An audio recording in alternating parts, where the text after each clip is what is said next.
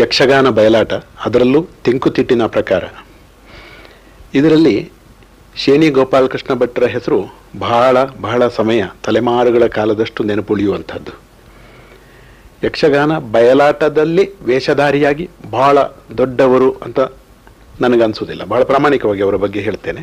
ಆದರೆ ಯಕ್ಷಗಾನದಲ್ಲಿ ಮಾತುಗಾರಿಕೆ ಮತ್ತು ಅರ್ಥಗಾರಿಕೆ, ಇದರಲ್ಲಿ ಅವರು ಒಂಥರ, ನಾವು ಇಂಗ್ಲೀಷ್ನಲ್ಲಿ ನ್ಯೂಮರೋ ಉನೋ ಅಂತ ಹೇಳ್ತೇವೆ, ಅವರಿಗೆ ಸಾಟಿ ಅನ್ನುವ ರೀತಿಯ ಒಬ್ಬರು ಅರ್ಥಧಾರಿ. ಮೂಲತಃ ಶೇಣಿ ಗೋಪಾಲಕೃಷ್ಣ ಭಟ್ರು ಒಬ್ಬರು ಹರಿದಾಸರು. ಅವರಿಗೆ ಪುರಾಣದ ಕುರಿತಾದಂಥ ವಿವಿಧ ಅರ್ಥಗಳನ್ನು ಹೊಳೆಸುವಂತಹ ಮಾತುಗಾರಿಕೆ ಇತ್ತು. ಹಾಗೆ ಅವರ ಕಂಠವೂ ಚೆನ್ನಾಗಿತ್ತು. ಅವರು ಹರಿಕತೆ ಮಾಡೋದು ನಾನು ಬೇಕಾದಷ್ಟು ಕೇಳಿದ್ದೇನೆ. ಅವರು ಯಾವಾಗ ಅವರ ಅರ್ಥಗಾರಿಕೆ ಮತ್ತು ಮಾತುಗಾರಿಕೆಯಲ್ಲಿ ಮೆರೆದರು ಮತ್ತು ಅವರಿಗೆ ಯಕ್ಷಗಾನದ ವಿವಿಧ ಆಯಾಮಗಳ ಬಗ್ಗೆ, ಬಹುಶಃ ನೃತ್ಯ ಒಂದನ್ನು ಹೊರತು ಉಳಿದೆಲ್ಲದರ ಬಗ್ಗೆ ಒಳ್ಳೆಯ ಕರಾರುವಾಕ್ಕಾದಂಥ ಅಧಿಕಾರವಾಣಿಯಲ್ಲಿ ಹೇಳಬಹುದಾದಂಥ ಪ್ರಾವೀಣ್ಯ ಇತ್ತು ಅಂತ ನಾನು ನಂಬಿದ್ದೇನೆ. ಆ ದೃಷ್ಟಿಯಿಂದ ಅವರು ಯಕ್ಷಗಾನ ತಾಳಮದ್ದಳೆಗಳಲ್ಲಿ ಬಹುಶಃ ಸಾಮಾನ್ಯ ಯಾರೂ ಕೂಡ ಊಹಿಸಲಾಗದಷ್ಟು ಶ್ರೇಷ್ಠತೆಯನ್ನು ಮೆರೆದರು. ಅವರ ಮಾತು ಅಂದರೆ ಅದು ಒಂದು ಭತ್ತದ ಹೊರತೆಯಾಗೆ, ಎಷ್ಟು ಹೇಳಿದರೂ ಇನ್ನೂ ಇದೆ. ಮಾತಿನ ಬ್ರಹ್ಮಾಂಡವೇ ಅವರು ಅನ್ನುವ ರೀತಿಯಲ್ಲಿ ಹೊಸ ಹೊಳಪಿನ ಅರ್ಥಗಳನ್ನು ಅವರು ಯಾವ ಪಾತ್ರಕ್ಕೂ ಸೃಷ್ಟಿಸಬಲ್ಲರು. ಅವರು ಏನನ್ನೋ ಮಾತನಾಡಿದರೂ ಕೂಡ ತೀರಾ ನಿಧಾನವಾಗಿ ಆರಂಭಿಸ್ತಾರೆ ಅಂತ ಕಂಡ್ರೆ ಮತ್ತೆ ರಸಪೋಷಣೆಯ ದೃಷ್ಟಿಯಿಂದ ಅದ್ಭುತ ಅನ್ನುವ ರೀತಿಯಲ್ಲಿ ಅವರು ಆ ಪಾತ್ರವನ್ನು ಪರಿಚಯಿಸ್ತಿದ್ರು, ಪ್ರತಿಬಿಂಬಿಸ್ತಿದ್ರು. ಯಕ್ಷಗಾನ ಬಯಲಾಟಗಳಲ್ಲಿ ಅವರು ವೇಷಧಾರಿಯಾಗಿ ಅನೇಕ ವೇಷಗಳನ್ನು ಮಾಡಿದ್ದಾರೆ. ಆದರೆ ಜನ ಬರ್ತಾ ಇದ್ದದ್ದು ಅವರ ವೇಷಕ್ಕಲ್ಲ, ಅವರ ಮಾತಿಗೆ. ಅವರು ಏನನ್ನು ಹೇಳಿದ್ರು ಅದು ಶೇಣಿಯವರದ್ದೇ. ಶೇಣಿಯವರು ಹೇಳಿದಾಗ ಇನ್ನು ಉಳಿದವರಿಗೆ ಹೇಳಲಿಕ್ಕೆ ಸಾಧ್ಯ ಇಲ್ಲ ಅನ್ನೋದು.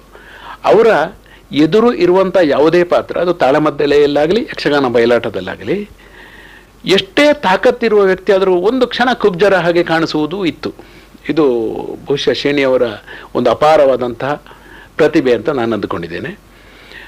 ಅನೇಕ ಸಲ ಬಹುಶಃ ಯಕ್ಷಗಾನ ಬಯಲಾಟಕ್ಕೆ ಬಹಳ ದೊಡ್ಡ ಮಾರುಕಟ್ಟೆಯನ್ನು ತಂದುಕೊಟ್ಟವರು ಶೇಣಿಯವರು. ಶೇಣಿಯವರು ಇದ್ದಾರೆ ಅನ್ನುವ ಕಾರಣಕ್ಕಾಗಿ ಆಟಕ್ಕೆ ಜನ ಬರುವುದಿತ್ತು. ತಾಳಮದ್ದಳೆಯಲ್ಲಂತೂ ಅದನ್ನು ಹೇಳುವುದೇ ಬೇಡ, ಶೇಣಿಯವರಿದ್ದಾರ ತಾಳಮದ್ದಳೆ ಅರ್ಥ ಕೇಳಬಹುದು ಅಂತ.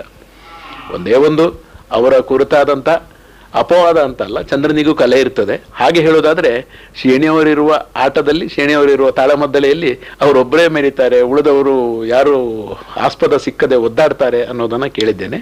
ಇದಕ್ಕೆ ಕಾರಣ ಅವರಲ್ಲ, ಅವರಿಗೆ ಸರಿಯಾಗಲಿಕ್ಕೆ ಸಾಧ್ಯ ಇಲ್ಲದ ಉಳಿದವರ ಕೊರತೆ ಅಂತ ನಾನು ತಿಳಿತೇನೆ ಹೊರತು ಇದು ಕಲಾವಿದನ ದೋಷ ಅಂತ ನಾವು ಶೇಣಿಯವರನ್ನ ಆರೋಪಿಸಬಾರದು. ಹಿಮ್ಮೆಳೆದವರಿಗೂ ಕೂಡ ಸ್ವಲ್ಪ ಈ ಶೇಣಿಯವರ ಮಹಾ ವ್ಯಕ್ತಿತ್ವದ ಎದುರು ಏನಾಗುತ್ತಿತ್ತು ಅಂದರೆ, ಭಾಗವತರು ಕೂಡ ಸ್ವಲ್ಪ ಮಟ್ಟಿಗೆ ನಾವು ಹೇಗೆ ಹೇಳಬೇಕು, ಅರ್ಥಕ್ಕೆ ಬೇಕಾದ ಹಾಗೆ ಹಾಡುಗಾರಿಕೆ ಮಾಡಬೇಕಾದಂಥ ಪರಿಸ್ಥಿತಿ ಇತ್ತೋ ಏನೋ. ಆದರೆ ಒಂದು ಮೆಚ್ಚಬೇಕಾದ್ದೇನು ಅಂದರೆ, ಒಳ್ಳೆಯ ಭಾಗವತಿಕೆಯನ್ನು ಅವರು ಸದಾ ಕೊಂಡಾಡ್ತಿದ್ರು. ಒಳ್ಳೆಯ ಹಾಡು ಹೇಳಿದಾಗ ಬಹಳ ಖುಷಿ ಆಗ್ತದೆ. ಅದು ಎಷ್ಟು ಎಳೆಯರಿರಲಿ, ಎಷ್ಟು ಹೊಸಬರಿರಲಿ, ಅದು ಚಂಡೆ ಆಗಲಿ ಮದ್ದಲೆ ಆಗಲಿ ಏನಿರಲಿ, ಒಳ್ಳೆಯ ಹಿಮ್ಮೇಳ ಸಿಕ್ಕಿದ ಕ್ಷಣ ಶೇಣಿಯವರು ಸುಮ್ಮನೆ ಅವರ ಜುಬ್ಬ ಪಂಚೆಯಲ್ಲಿ ಅವರು ಕುಳಿತಿದ್ರು ಕೂಡ ನಮಗೆ ನೋಡುವಾಗ ಕಿರೀಟ ಇಟ್ಟು ಕುಳಿತ ಹಾಗೆ ಕಾಣುವಂತಹ ಒಂದು ಪಾತ್ರ ಶೇಣಿ ಗೋಪಾಲಕೃಷ್ಣ ಭಟ್ರದ್ದು.